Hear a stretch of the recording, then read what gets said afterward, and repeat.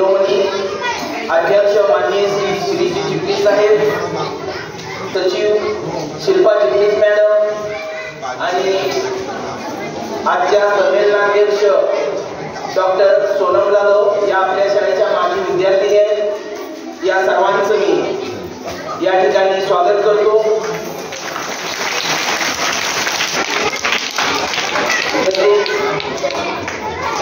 या कार्यक्रमासाठी उपस्थित राहिलेल्या लोकमंगल हायस्कूल गेंडामाळ शाखेच्या शिक्षिका सौ कदम मॅडम, आमचे सहकारी मित्र सुर्वे सर, आपण 9वे बालकुमार साहित्य संमेलन साजरे करत आहोत। या कार्यक्रमाच्या निमित्ताने आपल्या विद्यालयात उपस्थित असलेल्या सर्व मान्यवरांचे मी पुन्हा एकदा स्वागत करतो आणि मी उपस्थित सर्व मान्यवरांना विनंती करतो की त्यांनी या कार्यक्रमाची सुरुवात दीप प्रज्वलन आणि सरस्वती पूजन यांनी करावी अशी मी त्यांना विनंती करतो। या कार्यक्रमाचे संमेलनाध्यक्ष सोनम जाधव यांनी या दीप प्रज्वलनाची सुरुवात करावी।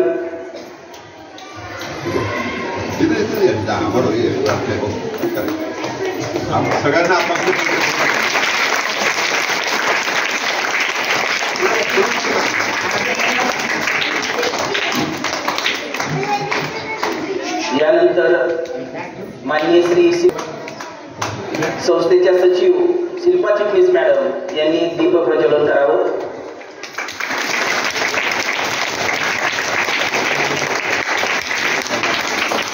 संस्थेचे अध्यक्ष सतीश पवार सर दीप प्रज्वलन करत आहेत।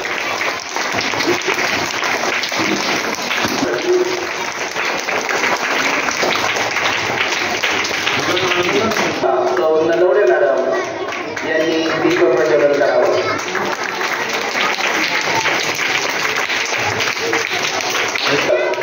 दीप प्रज्वलन करताना जाधव सर यांनी दीप प्रज्वलन करावं।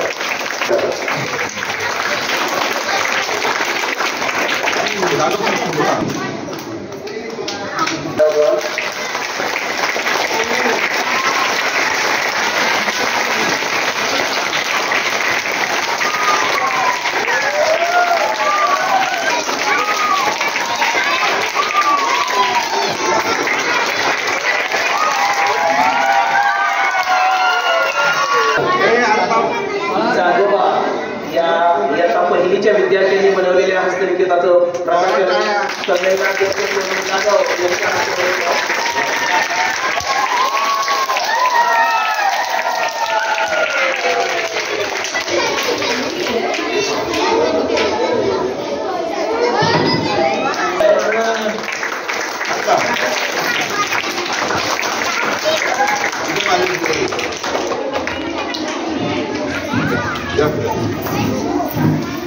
जवळ पण घे। सौनवडे मॅडम, विद्यार्थी प्रतिनिधी कबीर कांबळे, विद्यार्थिनी प्रतिनिधी सर्व विद्यार्थ्यांनी नंतर आपला हस्तलिखित स्वतः पाहायचं आहे वर्गामध्ये।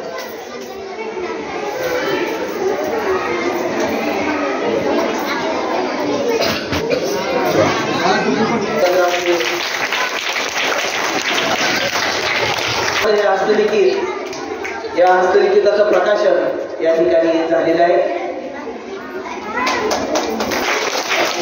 ही संकल्पना आपल्या संस्थेचे अध्यक्ष माननीय चिटणीस साहेब यांची होती। ही माझी विद्यार्थी जसे आपली आजच्या शाळेचं, शिक्षकांचं, आई वडिलांचं, संस्थेचं नाव मोठं झालं पाहिजे ही या पाठीमागची भावना आहे। सर्वांनी शाळेच्या नजरात डॉक्टर सोनम जाधव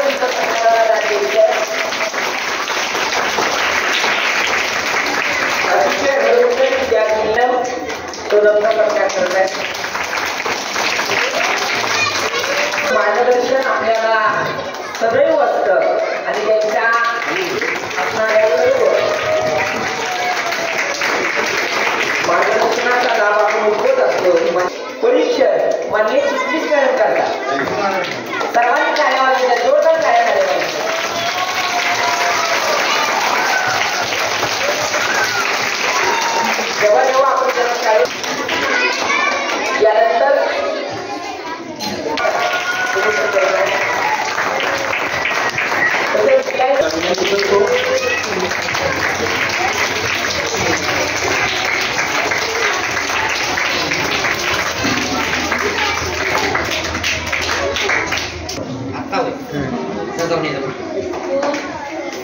या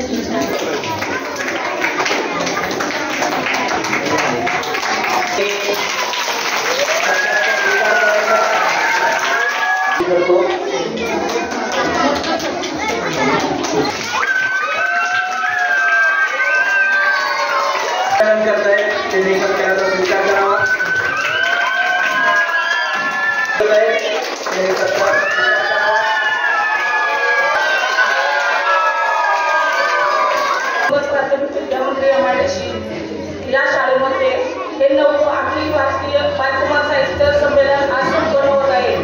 यासाठी अमरेंद्र भास्कर मराठी बालकुमार साहित्य संमेलन पुणे आणि लोकमंगल शिक्षण संस्था सातारा यांच्या वतीने हे 9वे बालकुमार साहित्य संमेलन आपण आज साजरे करत आहोत।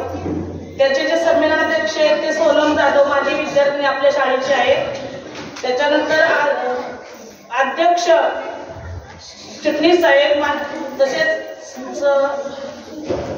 संचालिका माननीय शिल्पा चिटणीस आणि आपल्या संस्थेचे संचालक पवार सर आणि सर्व इतर आपल्याला जी लाभलेली प्रमुख पाहुणे म्हणून माझी विद्यार्थिनी सोनम जाधव 2003 साली इयत्ता 4वी मध्ये आलेली होती। ही हुशार आणि कर्तबगार विद्यार्थिनी आहे। ती जशी कधी तिने आपल्याला त्रास दिला तिचे वडील इथं आल्यानंतर ती आपल्या इथं आपल्या शाळेत दाखल झालेली आहे। तिनं आपल्या इथं परत 10वी पर्यंत शिक्षण पूर्ण केलं, 11वी 12वी सायन्स मध्ये केलं आणि नंतर ती आपल्या इथं होमिओपॅथिक कॉलेजमध्ये ती डॉक्टर म्हणून त्या पदावर आज होत आहे। एवढं करून मराठी नाट्य परिषद शाखा सातारा अमरेंद्र भास्कर बालकुमार साहित्य संस्था पुणे त्याची शाखा सातारा आणि आपली लोकमंगल शिक्षण संस्थेच्या वतीनं ते बालकुमार साहित्य संमेलन घेण्यात आले। कुणासाठी घेण्यात आलंय? कुणासाठी? तुमच्यासाठी। काय आवाज आहे? 4वी मध्ये मुलगी होती ना आपल्या शाळेमध्ये, ती मोठी झाली, डॉक्टर झाली आणि आपल्या शाळेमध्ये तुमच्याशी ती बोलणार आहे। पण त्याला काय सांगत होती? माझ्या शाळेमधला एक सुद्धा फोटो नाही माझ्याकडे। मग आमच्या वेळेला म्हणते मोबाईल नव्हते व्यवस्थित। कधी होती? 2001 साली होती ना? 3 साली होती, म्हणजे जवळपास 20 वर्षापूर्वी मोबाईल आपल्याकडे आता आहेत का नाही? तुमच्या आईकडे आहे, बाबांकडे आहे का नाही? मग ते सोपं आहे। कधी काय करतात ते तुमच्या खोड्याच्यावर असल्याचे फोटो काढतात। मी काय करतो माहितीये का? मला नातू आला का नाही तुम्हाला कार्यक्रम झाला की तुम्हाला दाखवते खोड्या काढतो। मग मी काय करतो? रेकॉर्डिंग करतो। आता परवा मागच्या महिन्यात तो काय करत होता? ते आपलं हे असतं का नाही, काय म्हणतात टीव्ही का काय म्हणतात त्याला? टीव्ही असतं का नाही, तर त्याच्यावर तो ते कार्टूनचं बघत होतं, कार्टून, आणि हसत होता खुदू। त्याला माहितच नाही मी रेकॉर्डिंग करतोय। तो तिथं काय विनोद झाला की हसाय, विनोद झाला हसाय। मग आता पुन्हा तो 6 महिन्यापूर्वी गोष्ट, आता तो आला होता पुन्हा गणपती, त्याला मी ते दाखवलं। इतकं त्याला मजा वाटली, इतकी मजा वाटली की हसला। मग सोनम जाधव काय सांगत होती की मी शाळेत होते त्यावेळेला माझे फोटोच नाही। आमच्या लोकमंगल ग्रुप तिकडची शाळा आहे का नाही, तिथं एक मुलाला बोलवलं होतं, तो मोठा झालाय, तो काय झालाय? वकील झालाय, वकील। तर तो शाळेमध्ये काय गुण आला असेल? आम्ही पाहुणे म्हणून बोलवलं होतं, तर तो एक फोटो घेऊन आला। शिक्षक त्याच्याबरोबर आहेत आणि छोटासा तो मुलगा आहे। तो म्हटला हे जपून ठेवलंय सर, मी किती सगळ्यांना ते दाखवलं। मला इतका आनंद झाला की म्हटलं आमच्या घरी नव्हतं, मी लहानपणी कसा दिसत होतो हे दाखवायला फोटो कुठं आहे आमच्याकडे? आता तुमच्याकडे काय आहे? म्हणून हे संमेलन कुणासाठी घेतलं माहिती? आपण तुमच्यासाठी घेतलंय। आता हे रेकॉर्डिंग चालू आहे का नाही? तर तुम्ही मोठे व्हाल, गाडी घेऊन फिराल आणि तुम्हाला आजी आजोबा असतील त्यावेळेला तुम्ही काय करायचं? हा व्हिडिओ दाखवायचा। आजी आजोबा किती भारी म्हणणार, आई वडिलांना दाखवायचा। मग आता हे लगेच कुठे येणार आहे? उद्या कुठे येणार आहे? युट्यूबवर येणार आहे। युट्यूबवर नुसतं टाकलं लोकमंगल हायस्कूल गेट MIDC लगेच तुम्हाला ही फिल्म दिसेल का नाही? दुसरं काय दिसेल तुम्हाला? तुमच्या आता प्रत्येक वर्गाचं शिक्षकांनी काय करून घेतलं? मासिक करून घेतलं का नाही छानपैकी. मग तुम्हाला असं वाटलं 25 वर्षानंतर अरे माझं अक्षर कसं होतं, मी काय लिहिलंय, मी काय चित्र काढलंय. मग तुम्ही शाळेत यायचं आणि मग शाळेमध्ये आम्ही काय जेव्हा काढी टेकत असतो एखाद्या वेळेस किंवा नसतो पण होय का नाही, पण तुम्ही त्या कपाटात म्हणायचं मी 2024 साली पहिलीत होते किंवा पहिलीत होतो, 2024 साली मी पहिलीत दुसरीत होतो. मग ते काढणार. ते शिक्षक मग कुठं असतील, घरी असतील त्यांच्या किंवा त्यांच्या नातवंडात खेळत असतील मस्तपैकी असतील का नाही. पण तुम्हाला ते बघायला मिळेल. पण तुम्ही कुणाला दाखवायचं ते? मोठी वेळ नोकरी लागली तुम्हाला, मग तुमचं स्वतः लग्न झालं, बायकोला घेऊन यायचं, चल चल चल म्हणायचं माझ्या शाळेमध्ये, माझा अक्षर दाखवतो. मुली असतील, मुली काय करतील, परदेशात नवरा असेल कुठं असेल त्याला घेऊन येणार मस्तपैकी दाखवणार का नाही. म्हणून हे संमेलन आहे. असा प्रयोग कुठल्या शाळेत करतो? असा प्रयोग कुठल्या शाळेत? आपल्याकडे 3 वर्ष झाले आपण हा प्रयोग करतो. त्यामुळं काय होतं, तुमचे गुणवैशिष्ट्य आहेत. आता बघायचं वायकर्स आहे, एखाद्याचं ड्रॉइंग छान आहे, वायकर्स बघतात अरे याला ड्रॉइंगच्या परीक्षेला बसू, चित्रकलेमध्ये याला मोठं करू, एखादा नाटकात काम करतो म्हणजे बघतात, म्हणजे आपल्या नाटकामध्ये भाग घ्यायला लावतात. त्या चिटणीस मॅडम आहेत ते पण तसंच करतात. म्हणजे आता काय झालंय, आता अभ्यासाबरोबर कशाला किंमत आली माहिती तुम्हाला? चित्रकलेला किंमत आली आहे, मूर्ती बनवणाऱ्याला किंमत आली आहे, नाटकात काम करणाऱ्याला किंमत आली आहे, गाणं म्हणणाऱ्याला किंमत आली आहे, कबड्डीमध्ये पुढे जाणाऱ्याला किंमत आली आहे, खो खो वाल्याला किंमत आली, बॅडमिंटन वाल्याला किंमत आली. म्हणजे तुम्हाला माहिती पाहिजे तर तुम्ही मोठे चित्रकार झाला होय की नाही, तर तुमचं एखादं चित्र लाख रुपयाला विकलं जाईल. किती रुपयाला? लाख म्हणजे एवढे पैसे. आता जगामध्ये आणि कोणाचं पण मोठं होऊ शकतं. तुमचं चित्र समजा टाकलं तुम्ही युट्यूबवर तर ते जगामध्ये बघायला मिळेल. तुम्ही नाटकात काम करता, तुमचं समजा छानपैकी आपली ही जी फिल्म पाठवली आपण होय की नाही, आणि मग तुम्ही सिरियल बघता का नाही? छोट्या छोटी मुलं काम करतात बघा सिरियल मध्ये, बघता का? मग तुम्हाला पण संधी मिळू शकते. अरे चतुर्थीकडे बघणारा माणूस म्हणेल अरे हा कुठला मुलगा आहे, उपयोग करू, आपल्या सिरियल मध्ये घेऊ, आपल्या चित्रपटात घेऊ. त्यामुळं हे संमेलन तुमच्यासाठी एवढ्यासाठी आहे की आम्ही फक्त 15 मिनिटं बोलणार, बरोबर आहे. मग तुम्हाला सगळे कार्यक्रम तुम्हाला सादर करायचे आणि या कार्यक्रमाचं रेकॉर्डिंग सगळं होणार आहे, तुमचे फोटो होणार आहेत आणि हे सगळे जपून ठेवायचे तुम्ही. मग यामुळे तुम्हाला आयुष्यामध्ये मोठेपणे मोठं व्हायला काय होईल? मदत होईल. आलं लक्षात तुमच्या? म्हणून आपण काय करतो शाळेमध्ये? आपण शाळेमध्ये अशा गोष्टी करतो ज्या गोष्टीमुळे तुम्ही मोठे व्हाल, तुम्हाला वेगळ्या वेगळ्या खेळत मोठं होता येईल, तुमच्या आठवणी जाग्या होतील. आता मला किती मजा वाटते. आता मी लहानपणी नातवाची काय केलं, रेकॉर्डिंग केलं. आता मी बघत बसतो की हसत असतो. आता तुमचेच आई बाबा हे बघणार हसणार, अरे वा माझ्या मुलीने माझ्या मुलाने शाळेत छान केलं म्हणजे नाही.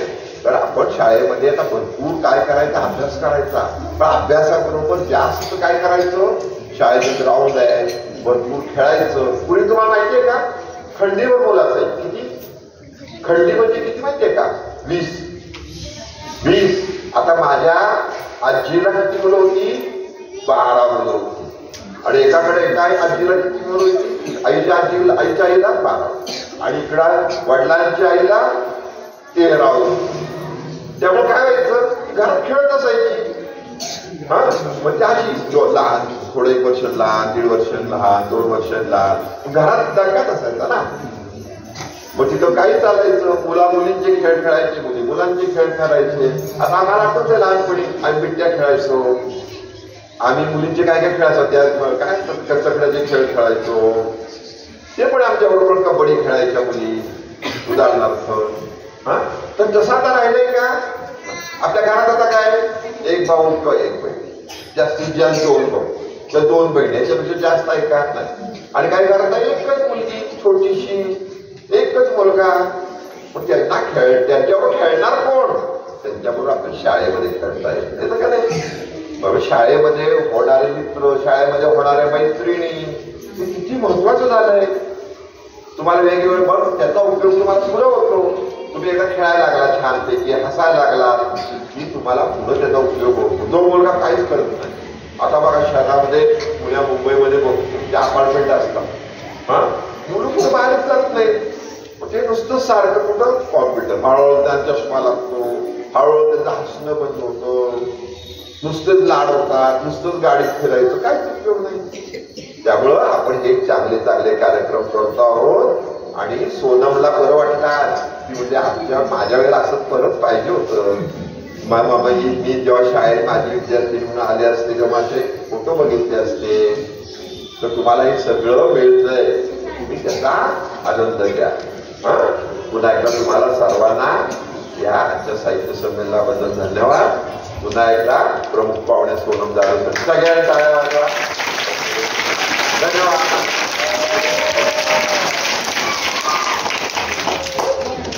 आवाज थोडा सहन करावा लागेल सगळ्यांना. ठीक आहे, तर फर्स्ट ऑफ ऑल सगळ्यांना गुड मॉर्निंग.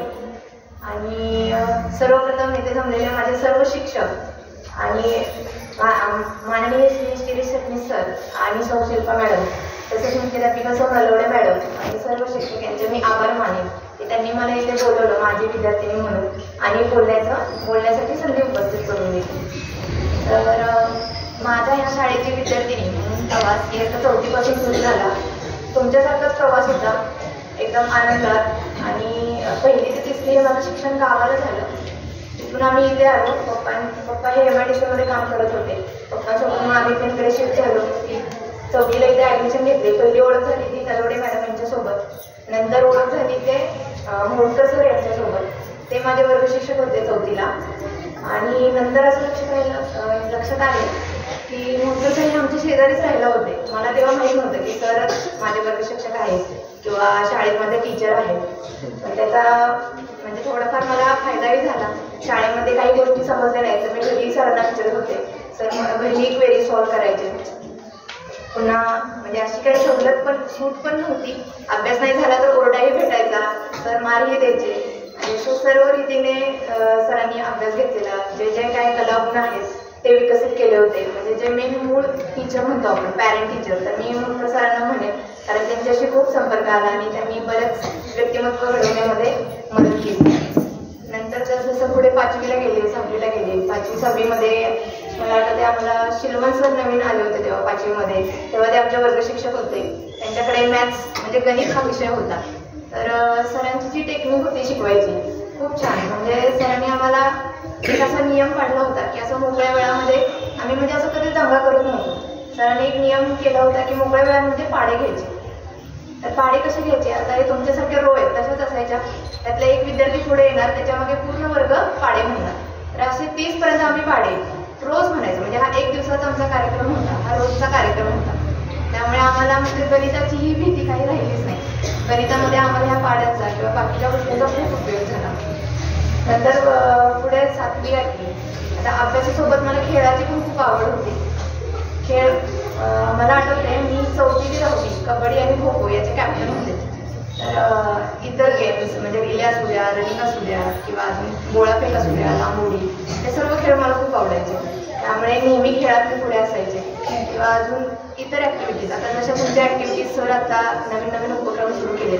आमच्या वेळेस इतर एक्झाम असायच्या, हिंदी सुलेखनाच्या किंवा स्कॉलरशिप एक्झाम 7वी 4थी किंवा NTS म्हणून एक एक्झाम होती, ती एक्झाम. म्हणजे असं कोणती एक्झाम आम्ही सोडायचं नाही, प्रत्येक एक्झाममध्ये पार्टिसिपेट करायचं. याच्यामुळे काय व्हायचं की आपल्यामध्ये जे कलागुण असतात तर त्या विकसित होत जातात पुढे जाऊन. म्हणजे जेव्हा आपण बाहेर पडतो शाळेतून तर आपल्याला तिथे आपला कॉन्फिडन्स लो वाटत नाही, कारण हे आपण सगळं आधी अनुभवलेलं असतं. तर माझं सांगणं आहे की तुम्ही पण विविध कार्यक्रमामध्ये भाग घेत जावा. आता सरांनी हे जे सुरू केले, सरांनी सांगितलं की बालकुमार साहित्य याला आता 9वं वर्ष आहे. आणि जे साहित्य लेखन हस्तलेखन तर त्याला 3रं वर्ष आहे. म्हणजे आमच्या वेळेस हे उपक्रम नव्हते, मी सरांना आल्यावर पण म्हणलं. आणि तुमच्या वेळेस ते सुरू केलेलं आहे. तुम्हाला याचा पुढे खूप फायदा होणार आहे. जेव्हा आपण शाळेच्या वातावरणानंतर बाहेर पडतो, कॉलेजला जातो, तेव्हा इतर मुलंही अशी पारंगत असतात विविध कलागुणांमध्ये. मग आपणही तिथे मागे राहत नाही. त्यामुळे सगळ्या गोष्टींमध्ये तुम्ही भाग घेत जावा आणि आपोआपच म्हणजे तुमचा कलागुण पण विकसित होत जाते. तसेच पुढे 8वी 8वी 9वी आणि 10वी आम्हाला गणित विषयाला निकम सर होते, इंग्रजीला यादव सर, चिंगवन सर. म्हणजे हे सर यांचे टेक्निक एवढं छान होतं शिकवण्याचे की या विषयांची आम्हाला कधी भीती राहिली. आपल्याला मला आठवतंय इंग्रजी म्हणले की आपल्याला ग्रामरची खूप भीती असते, पण आम्हाला ग्रामरची भीती ही कधी वाटलीच नाही.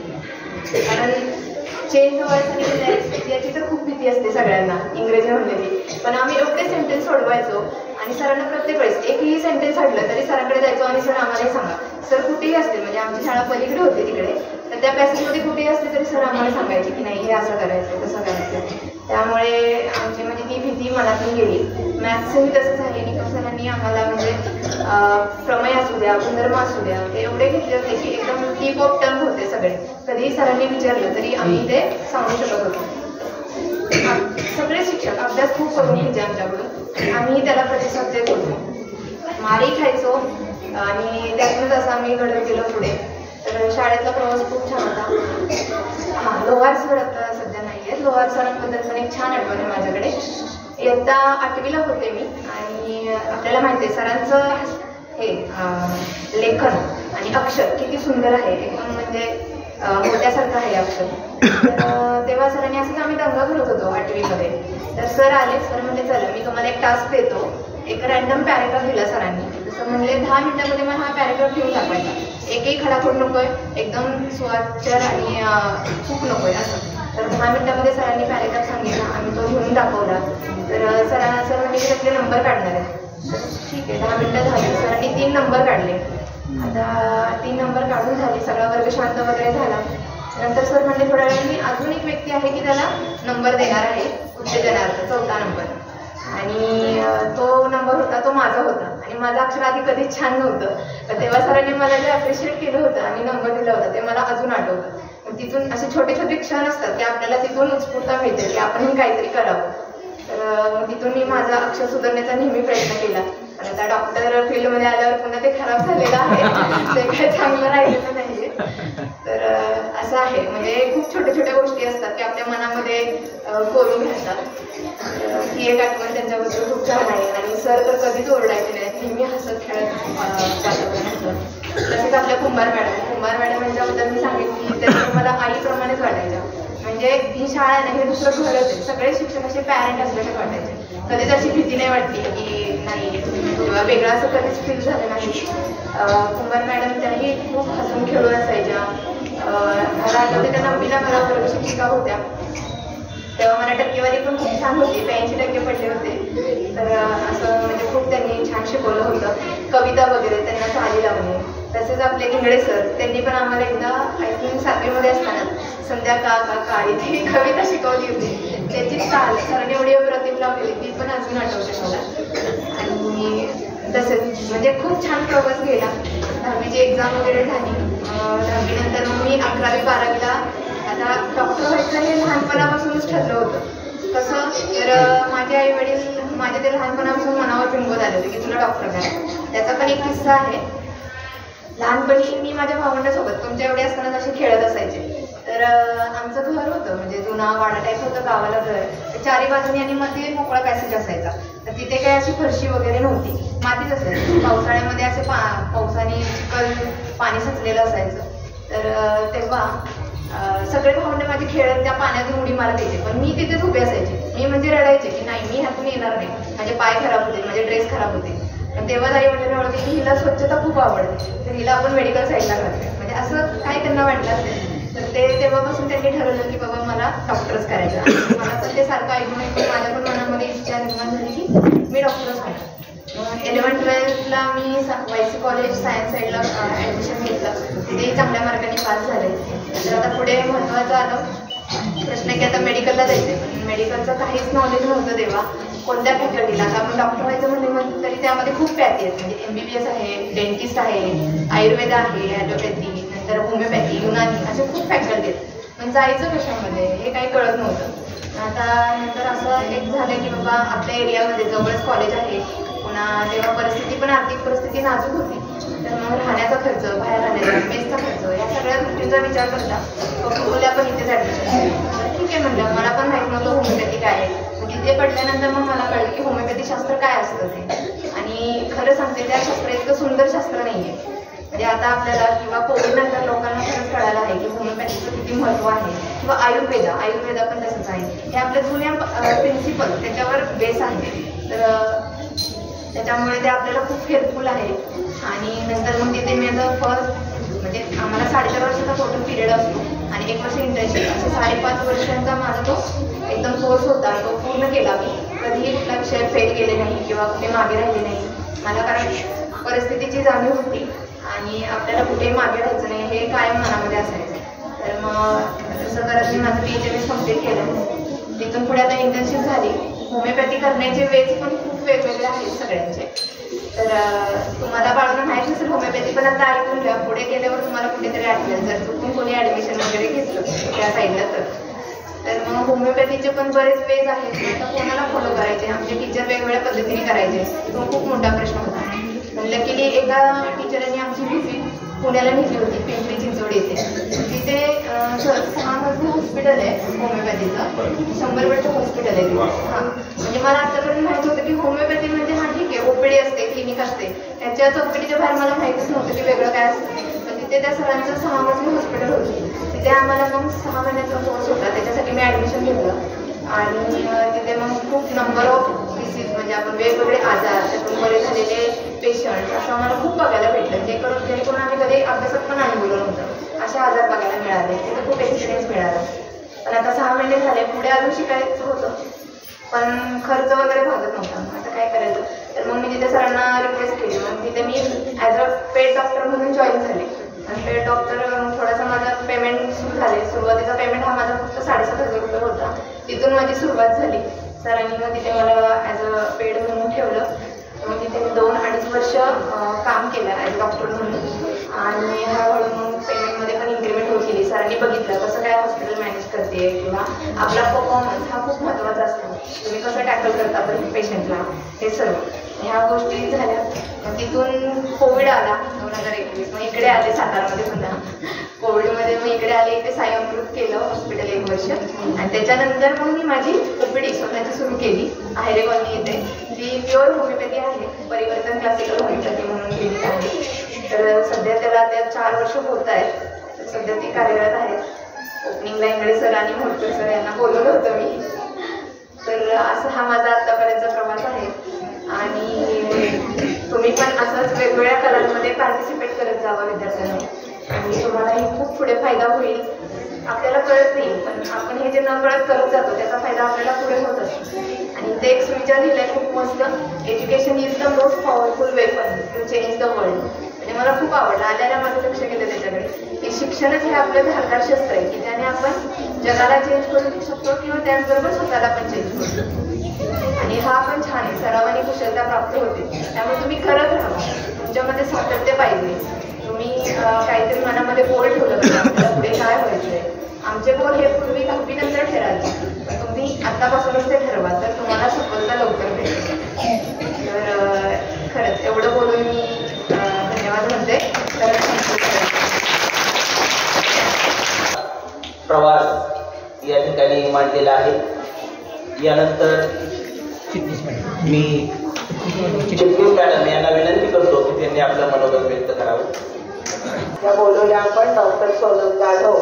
तुमच्यासारखीच अशी ती एक मुलगी, तिचं मनोगत आपण आता ऐकलं. आपल्या या संस्थेचे अध्यक्ष चिटणीस साहेब, नलवडे मॅडम मुख्याध्यापिका, सर्व शिक्षक, सर्व विद्यार्थी आणि सर्व पालक. तुम्ही आता ऐकलं की नाही भाषण? आवडलं तुम्हाला? कळलं सगळं ना? तर तिने काय सांगितलं आपल्याला? सगळ्यात महत्वाचं, शाळेत ज्या गोष्टी तिला मिळाल्या, ज्या गोष्टींचं कौतुक झालं, शिक्षकांनी एखाद्या गोष्टीबद्दल शाबासकी दिली, त्याचा तिला पुढच्या आयुष्यामध्ये कसा उपयोग झाला, तिने कसा उपयोग करून घेतला. सुंदर अक्षर, तिला शाबासकी मिळाली अक्षराबद्दल आणि मग तिचं अक्षर तिथून सुधारत गेलं जास्त. खूप छान अक्षर झालं. तर ह्या गोष्टी तुम्ही लक्षात ठेवायच्या. आता तुम्ही ज्या ज्या विद्यार्थ्यांनी सगळ्या कार्यक्रमात भाग घेतलाय हो की नाही, तर त्या विद्यार्थ्यांना किती दिवस तुमची प्रॅक्टिस शिक्षक घेताय हो की नाही? घेताय ना प्रॅक्टिस घेताय. तुम्ही घरी गेल्यावर परत प्रॅक्टिस करताय या आणि मग इथं सादर करताय आमच्या समोर. किती या लक्षात राहणाऱ्या गोष्टी आहेत. तुमच्या एवढी मी असताना शाळेत नाचात भाग घेतलेला होता, ते माझ्या अजून डोळ्यासमोर आहे. तो नाच अजून मला माहिती आहे, तसं तुमच्या पण लक्षात राहणार आहे, हो की नाही? आणि हे लक्षात राहिलं पाहिजे. आता ही सोनम जाधव जशी आपण पाहुणे म्हणून बोलवलं, आता पुढच्या काही वर्षांमध्ये तुम्ही शिकून मोठे झालात की तुमच्यातलं सुद्धा आम्हाला बोलवायला लागणार आहे शाळेमध्ये. मग तुम्ही पण असंच भाषण करणार, त्यावेळेला वेगळी मुलं समोर असणार, तुमचं भाषण ऐकणार, तुमचं भाषण त्यांना आवडणार, हे असंच चालत राहणार आहे. त्यामुळं तुम्ही काय केलं पाहिजे, आत्तापासून ते डोक्यात ठेवलं पाहिजे. मी पण माझ्या या शाळेत येऊन भाषण करणार, मी पण समोरच्या मुलांना काहीतरी मार्गदर्शन करणार, हे सगळ्यांनी लक्षात ठेवायचे मात्र. आणि आपल्या अंगात जे कलागुण आहेत ते आपण शाळेत आपल्याला जी एक संधी मिळते मोठी, त्या संधीचा प्रत्येकाने तुम्ही वापर केला पाहिजे, ती संधी घेतली पाहिजे. चित्रकला असेल, वक्तृत्व असेल, संगीत असेल, नृत्य असेल, हे सगळं, नाटक असेल, हे सगळं अभ्यासाबरोबर आपण काय करायचंय, आपल्यातल्या कला वाढवायच्या. नुसतं अभ्यास तर पहिला करायचाच आहे, तो तर अतिशय महत्वाचा. आणि हे सगळे शिक्षक जे चांगलं तुम्हाला वेगवेगळं काही देतात, आणि आपल्या शाळेमध्ये तर हे भरपूर मिळतं आपल्याला, जे इतर मोठ्या शाळांत मिळत नाही, ते आपल्या शाळेमध्ये आपल्याला भरपूर प्रमाणात दिलं जातं. त्याचा प्रत्येकाने लाभ घ्या. आज सोनम जाधव इथं आपण आपल्या विनंतीला मान देऊन इथं आल्या, त्याबद्दल मी स्वागत करते. इतर सर्व शिक्षकांचं, अमरेंद्र भास्कर साहित्य, बालकुमार साहित्य संस्थेचे पदाधिकारी आहेत, त्यांचंही मी स्वागत करते. नलवडे मॅडम, शिक्षक, पालक सगळ्यांचं इथं बोलायची संधी दिली, त्याबद्दल मी आभारी आहे. आणि पुढे आपण सगळ्यांनी कार्यक्रमाचा लाभ केलेला आहे. तो कार्यक्रम आपण लगेच या ठिकाणी सुरू करणार आहे.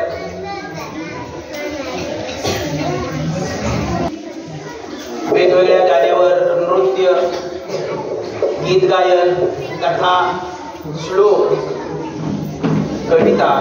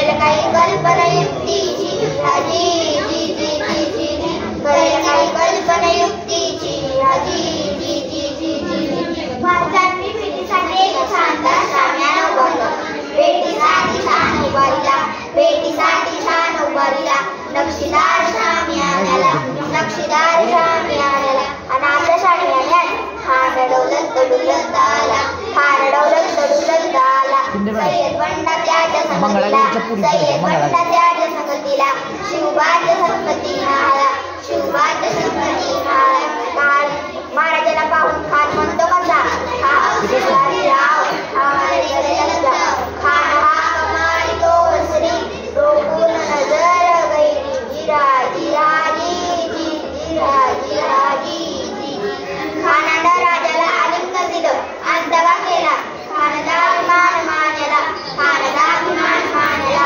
कट्यारी सवार त्याने केला कट्यारी सवार त्याने केला खलखल आवाज झाला खलखल आवाज झाला शिकवत होता मला शिकवत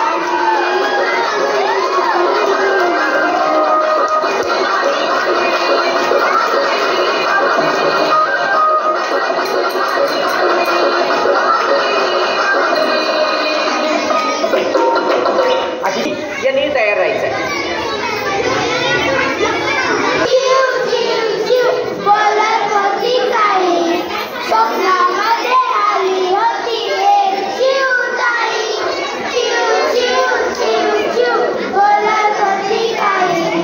कधी इथे कधी तिथे फिरवली मन, धावून धावून सगळे घरामधले सामान. उडता उडता खिडकीमध्ये जमुनिया बसे, इवल्या इवल्या डोळ्यांमध्ये पाणी ओलेसे, पाणी ओलेसे.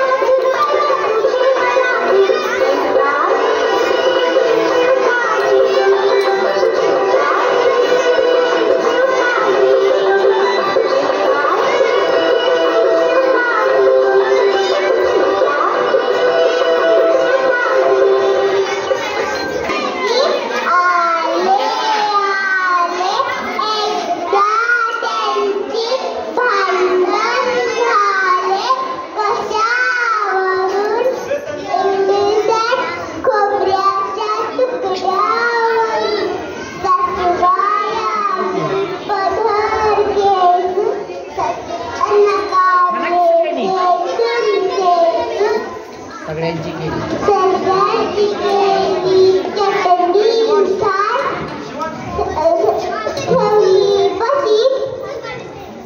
सगळ्यांनी जेवली कुठे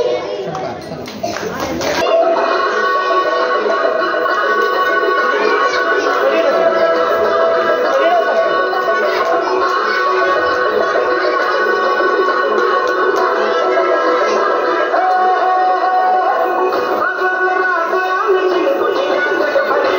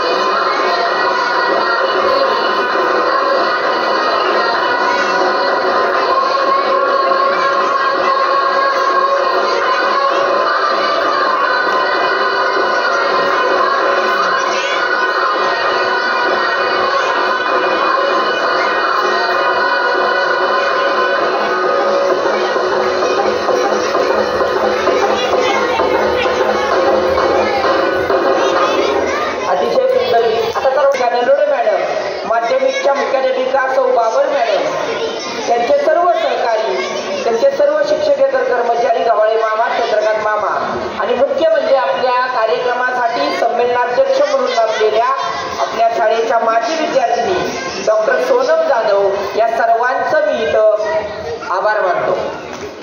प्रथम सर्वांनी सहकार्य केलं. लोकमंगल प्राथमिक शाळेनं दाखवून दिलं की पिक्चरमधली कुठलीही गाणी न घेता चांगल्या पद्धतीचं आपल्याला कलाविष्कार सादर करता येतो. कुठल्याही प्रकारचं तिथं वेगळं गाणं न घेता सुंदर सुंदर गाणी घेऊन मुलांना संस्कार घडावे ही त्या पाठीमागची भावना होती. अजून एक महत्वाची सूचना, मुलांनी इकडे लक्ष द्या. मुलांचं लक्ष नाही. आणि मंगळवारी 2 दिवस प्राथमिक विभागाच्या क्रीडा स्पर्धा आपल्या होणार आहे. शाळेची वेळ राहणार आहे 9 ते 1. दप्तर आणायचं का? डबा बाटली आणायची का? दप्तर आणायचं नाही. शाळेचा ड्रेस घालून नाही आला तरी चालेल. स्पोर्ट ड्रेस मुलींना लेगिन्स हवी आहे. मुलांनी त्रिपोट, टी शर्ट, डोक्याला टोपी हे साहित्य सोमवारी आणि मंगळवारी आपल्या शाळेची वेळ, आपले खेळाचे सामने म्हणजे क्रीडा सप्ताह 2 दिवसाचा असेल फक्त.